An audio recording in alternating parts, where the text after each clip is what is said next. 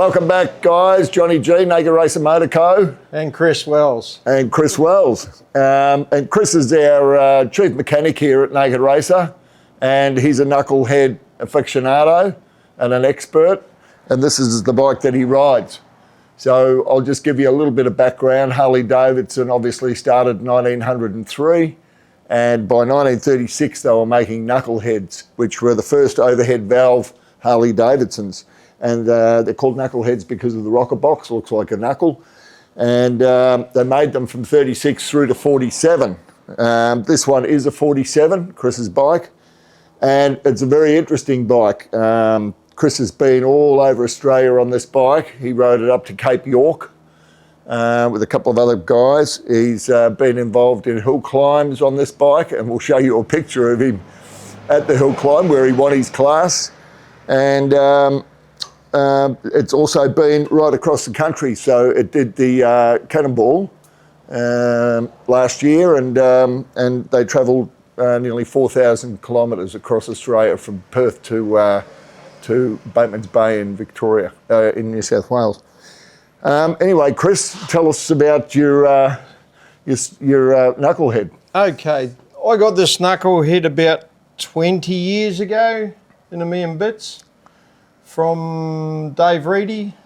Did me an extra special good deal on it, put it together, and since then it's done numerous great races. It did the 2022 Cannonball from Busselton to Merimbula with someone else on it, not me.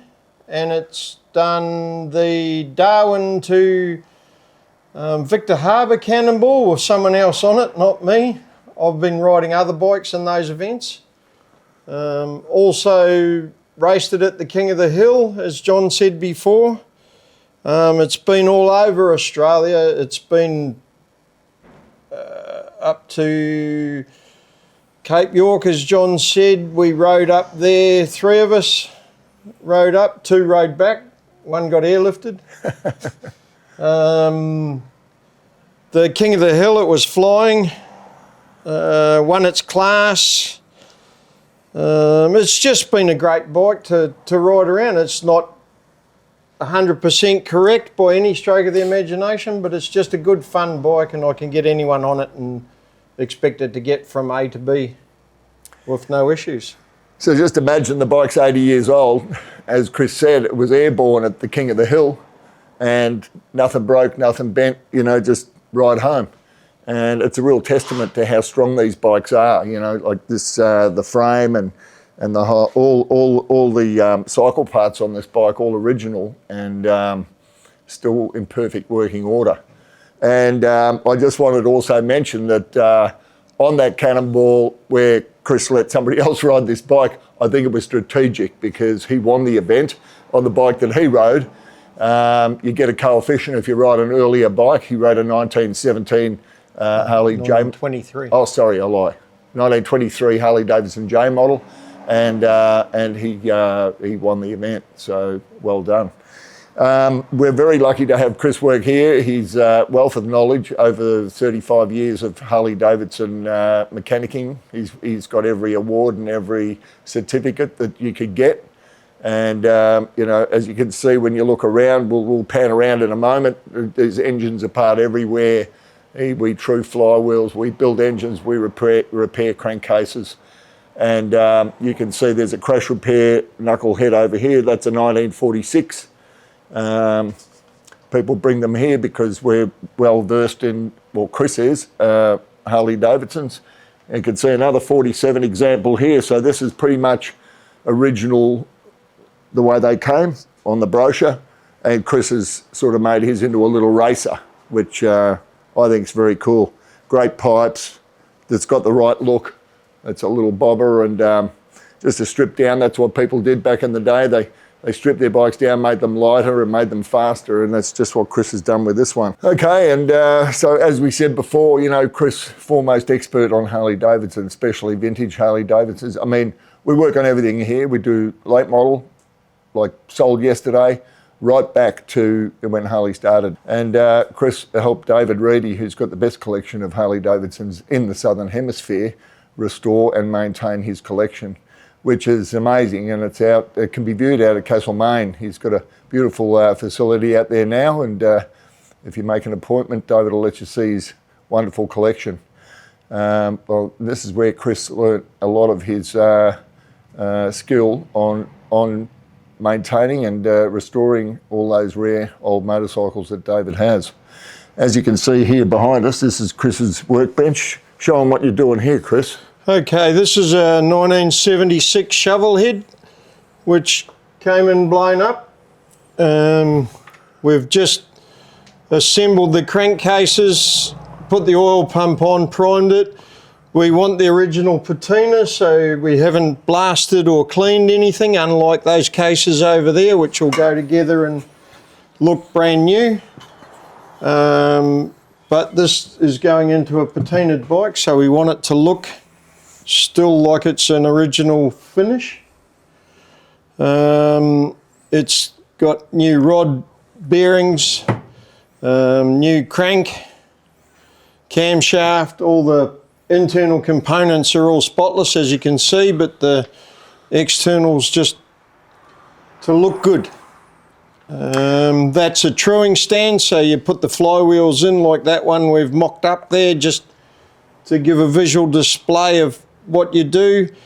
So you set the flywheels up in a truing stand and you true them to within, preferably between half a thou and less, but it's not uncommon to have these flywheels at 3 thou.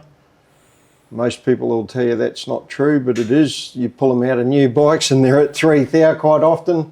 So, you know, they still run fine. I don't know how this Ducati got here in the mix, but if you look around, there's probably 25 Harley-Davidson in here today, and that's just on a normal day. This is what's going on here. So the earliest one at the moment is over here. It's a JDH, a beautiful 2-cam bike. 1929. 1929, and it's been restored in America, but it needs a few things to get it perfect, and that's here for Chris to do. He's an expert on these particular bikes. And then if you have a look around over there, you know, there's a 42 WLA, the green one, and then all sorts of models in between, right through the 70s, 80s, 90s, the 2000s and beyond. So 1929, very rare year for Harley-Davidsons. In 28 and 29, in 29 and 30, they came out with twin headlights, all models, right through the range. And they're beautiful little headlights. You know, they went back to the big headlight. But what's special about this bike here is it's the 2-cam engine, which is very rare. It's a high performance thing that they sold, and they're very expensive in the day. So Chris, tell me about what you're doing to this bike. Okay, this bike came in, it had been restored for a museum piece display, hadn't run. The gentleman who owns it took it somewhere else and they had trouble. Then he's brought it down to us. He comes from New South Wales. We've got it running for him. Then he wanted the exhaust pipes recoated because, as you can see, he likes it pristine. So we've just got the exhaust pipes being HPC coated. Then we'll put those on. And he'll be happy to be able to pick up his bike that he's owned probably for a year and never had the chance to even hear it running properly. And quite uniquely, we've got another 29 here that we're restoring as well. A lot of the other bits are out, but very unusual year, as John said, and yet we've got 2 of them in the shop at the moment. So you can see the differences on the engine if you look around this side. So this is the standard timing cover. So that's a single cam engine. That's a normal one, just a J. And that one there, you can see with the donut on the side, is the 2-cam engine. Anyway, so that's a little bit of background on Chris and the workshop and Knuckleheads. Obviously, Knuckleheads are a great collector's item. Harley-Davidson Knuckleheads bring well over $200,000 for the right bike these days. And they're a very good appreciating asset. We sold this one just recently here. We try to get them. They're very hard to get. They're very sought after. Anyway, it's been great having a chat with Chris in the workshop. Remember that you need some work done to a Harley Davidson. You can't find a better mechanic anywhere. If you need something done or you're looking for a new Harley Davidson mechanic, Chris is available. So just give us a ring down here and he'll look after your needs. Come and have a coffee and a burger while you wait for your bike to be serviced. That's true. Not many places where you can wait for your bike to be serviced and sit in a bar and drink beer and eat burgers.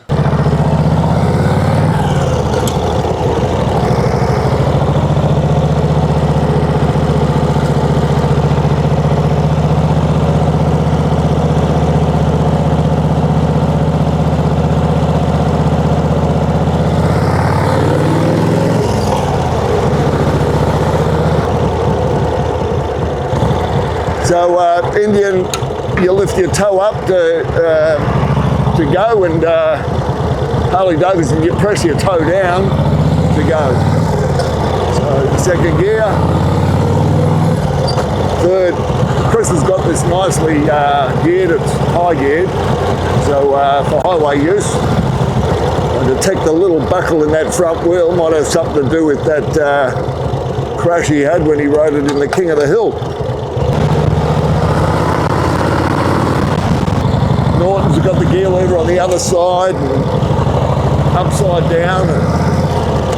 But Harley Davidson put their front brake on the left, and that's something I just struggle to get my head around. Anyway.